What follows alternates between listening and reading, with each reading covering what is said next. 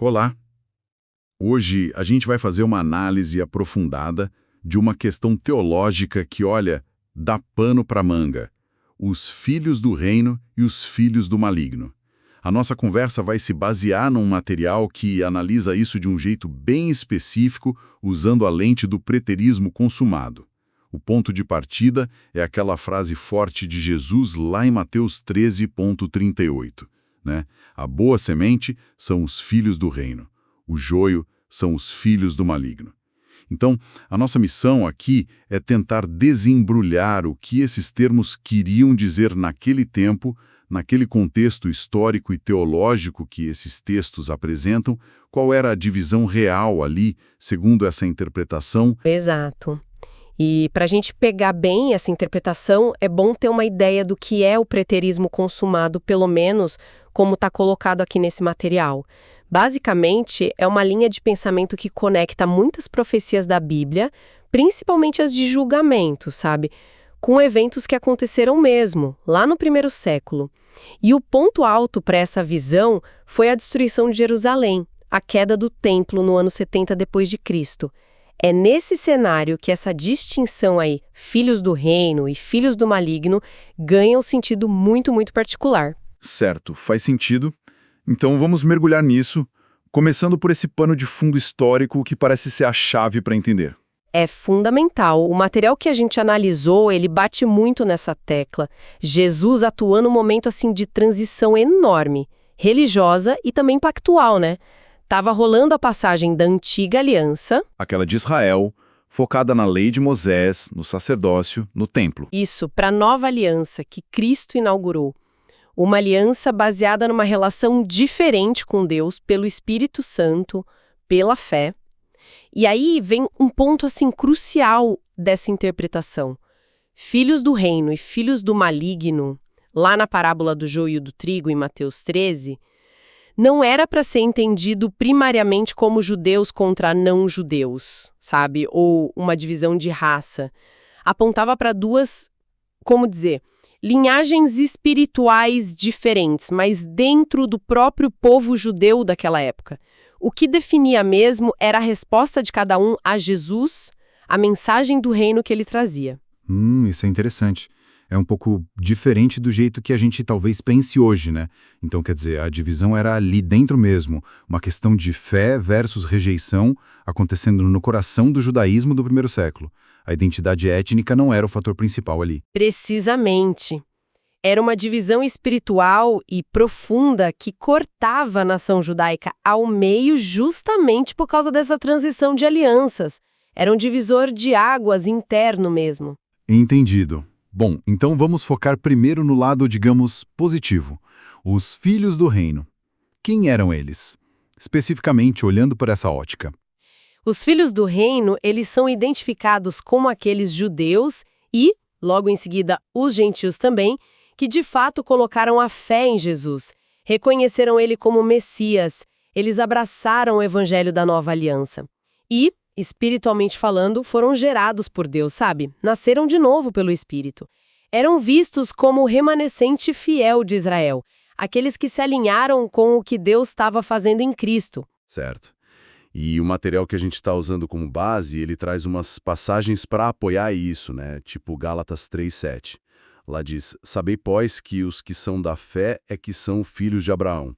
Parece que conecta a verdadeira família de Abraão não com o sangue, mas direto com a fé em Cristo. Exatamente. A linhagem espiritual pela fé. E tem também Mateus 5,5. "Bem-aventurados os mansos, porque herdarão a terra."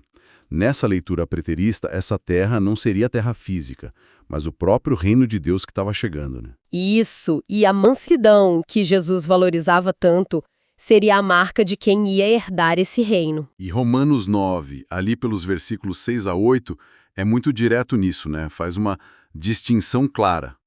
Nem todos os de Israel são de fato israelitas, não são os filhos da carne que são filhos de Deus, mas os filhos da promessa que são contados como descendência. Fica bem nítida a separação. Israel físico de um lado, Israel espiritual, os filhos pela fé na promessa do outro.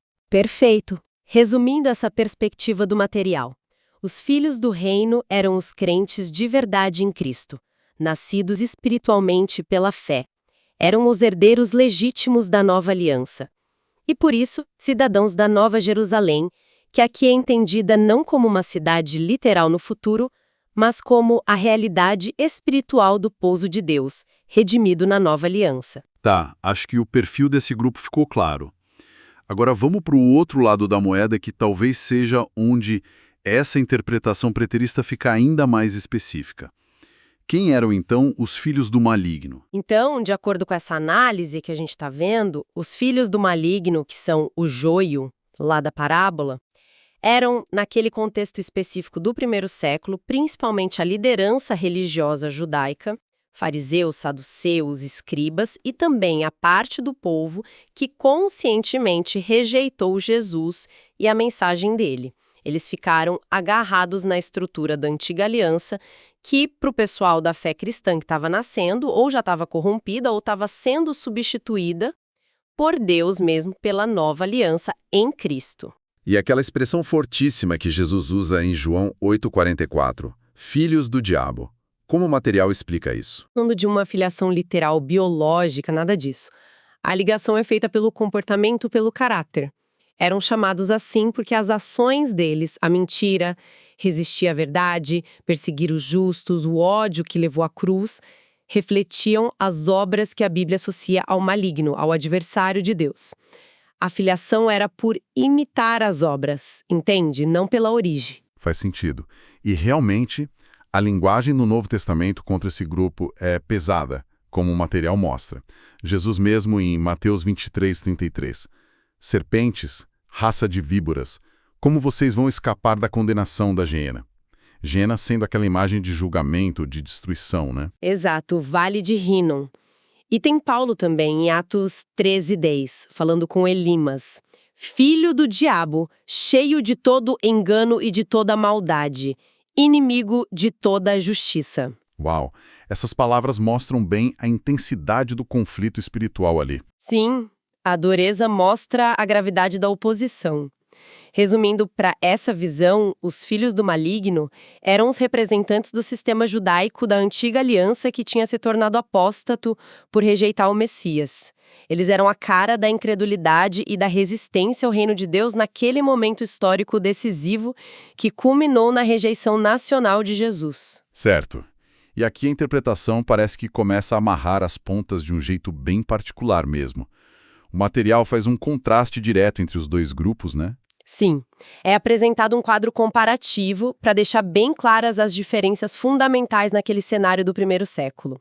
Olha só, primeiro na origem espiritual. Os filhos do reino eram vistos como nascidos de Deus, pela fé, como diz lá em João 1. Já os filhos do maligno eram considerados nascidos da carne, ou seja, sem essa vida espiritual que vinha da fé em Cristo. Entendi. E quanto à aliança? Aí, os filhos do reino estavam na nova aliança, a que Cristo estabeleceu. Os filhos do maligno continuavam ligados à antiga aliança, que por causa da rejeição do Messias, estava ficando para trás, obsoleta.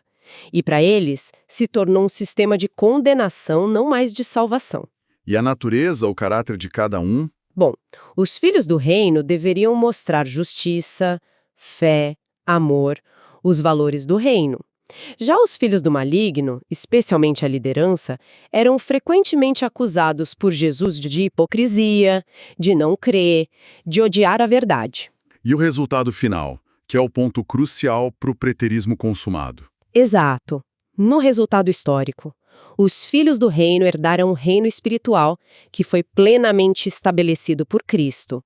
Já os filhos do maligno, como grupo que rejeitou o Messias, enfrentaram o juízo de Deus que se mostrou na história com a destruição de Jerusalém e do templo em 70 depois de Cristo. Então essa conexão direta entre os filhos do maligno daquela geração e o julgamento de 70 DC é o eixo dessa interpretação preterista, né? A queda de Jerusalém não seria só um evento político-militar, mas a execução do juízo de Deus que Jesus anunciou para aquela geração específica que o rejeitou. É isso. Exatamente isso. Essa é a tese central que o material apresenta. O evento de 70 DC é lido como o cumprimento das advertências de Jesus, aquelas de Mateus 23, 24, para aquela geração ali.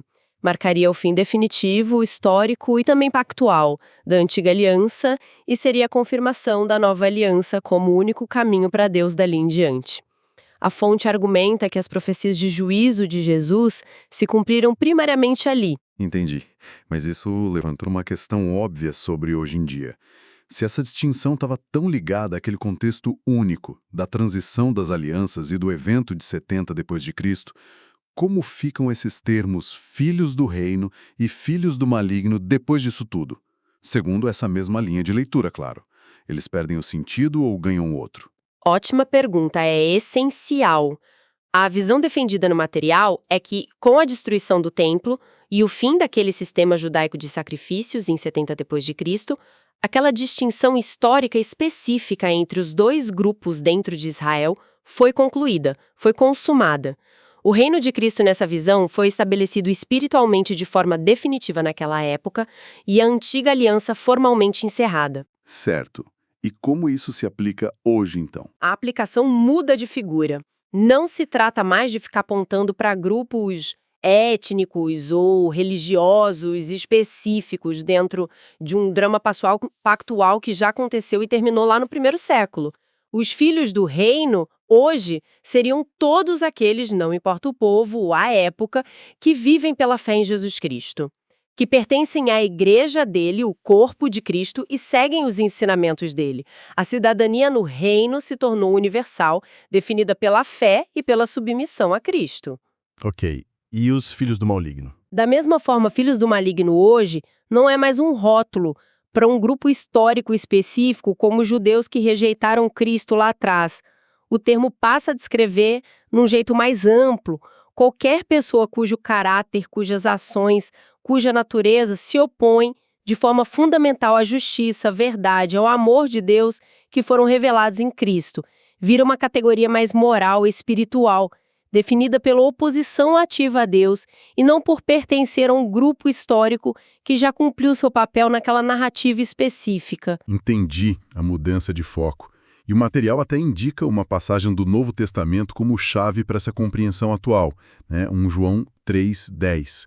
O texto diz: "Nisto são manifestos os filhos de Deus e os filhos do diabo. Todo aquele que não pratica justiça não é de Deus, nem aquele que não ama a seu irmão."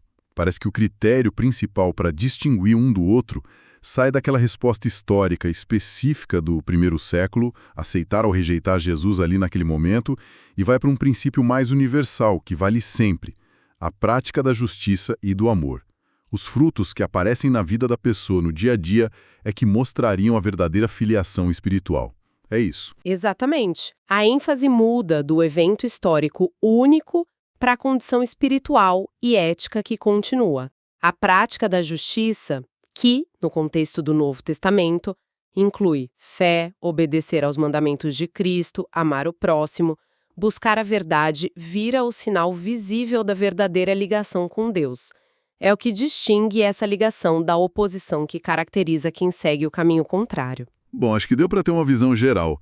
Vamos só recapitular rapidinho os pontos centrais dessa análise que a gente fez hoje baseada nessa visão do preterismo consumado que o material trouxe. Os filhos do reino, lá na parábola de Jesus, são vistos principalmente como os crentes do primeiro século judeus e gentios que abraçaram a fé em Cristo, a nova aliança e herdaram o reino espiritual que ele inaugurou. Certo. Por outro lado, os filhos do maligno seriam os contemporâneos deles que rejeitaram Cristo, com um destaque para a liderança judaica que não creu. E dentro dessa interpretação, eles foram o alvo daquele juízo divino que aconteceu nos eventos históricos que levaram à queda de Jerusalém em 70 depois de Cristo.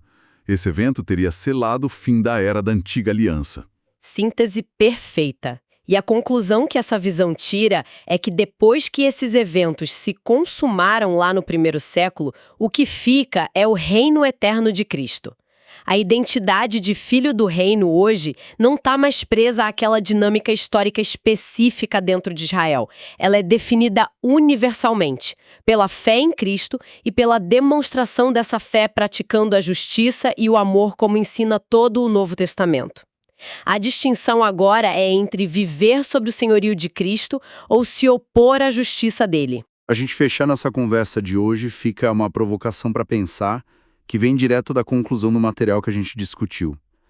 Se a distinção fundamental hoje, como sugere lá em João 3,10, está na prática da justiça, o que isso quer dizer na prática mesmo, no nosso dia a dia? Como é que essa justiça que envolve fé, amor, misericórdia, verdade, aparece de um jeito que a gente reconhece que diferencia um caminho do outro? Agora que aquele conflito histórico específico entre as duas alianças não é mais o palco principal. É uma questão que continua super relevante para quem quer viver segundo os princípios do reino, né? Fica aí para a gente refletir.